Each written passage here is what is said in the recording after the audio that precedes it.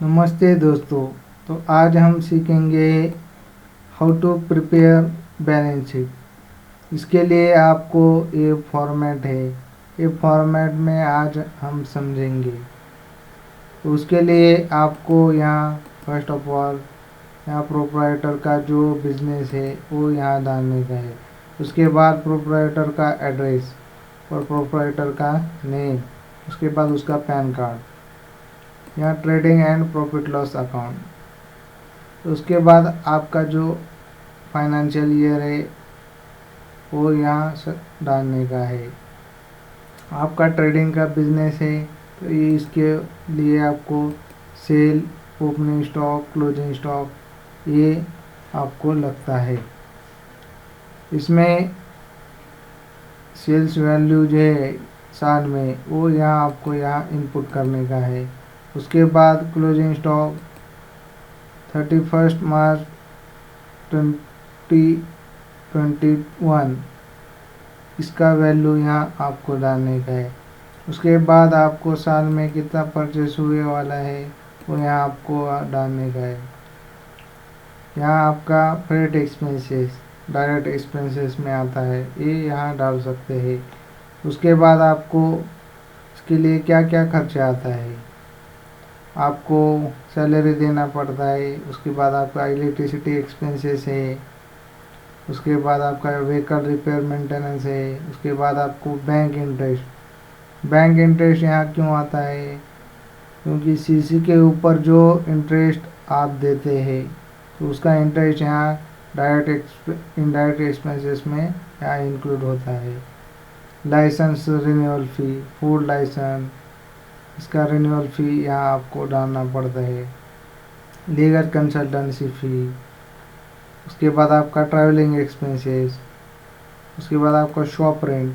ये shop rent पे है तो आपको यहाँ रेंट देना पड़ता है, तो उसके लिए यहाँ शॉप रेंट का खर्चा यहाँ डालना पड़ता है।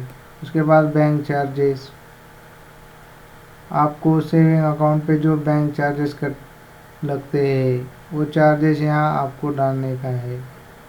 उसके बाद इंश्योरेंस, आप अपना दुकान का इंश्योरेंस निकाल वाला है तो उसका जो इंश्योरेंस का ईयरली चार्जेस है यहाँ आपको डालना पड़ता है।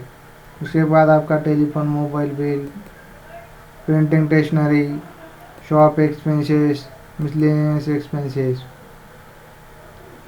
और यहाँ आपको डिप्रिसिएशन यहाँ डालना पड़ता है। डिप्रिसिएशन ये आपको बैलेंस शीट से पता ही चलता है। तो बैलेंस शीट में ये जो फर्नीचर फिक्सर पे 10% है, मोबाइल हैंडसेट पे 15%, तो मोटरसाइकिल पे 15% डिप्रिसिएशन लिए वाला है। तो वो हिसाब से यहाँ डिप्रिसिएशन आया है। उसके बाद आपको यहाँ डिविडेंड मिलने वाला है तो यहाँ डिविडेंड का अमाउंट डाल सकते हैं। उसके बाद आपके पास एग्री इनकम है तो एग्री इनकम साल में खर्चा जाके कितना रहता है वो यहाँ आपको डालने का है। उसके बाद आपका कैपिटल अकाउंट, ये आपका गए साल का बैलेंस ब्रॉड कर यहाँ डालने का है। उसके बाद आपकी ड्राइंग, साल भर में कितनी ड्राइंग हुई है ये यहाँ आप डाल सकते हैं। उसके बाद आपका इनकम टैक्स पेड किया है तो यहाँ पेड इनकम टैक्स यहाँ डालने का है। उसके बाद आपको ये जो नेट प्रॉफिट है वो ऑटोमेटिक यहाँ पे इंसर्ट होता है।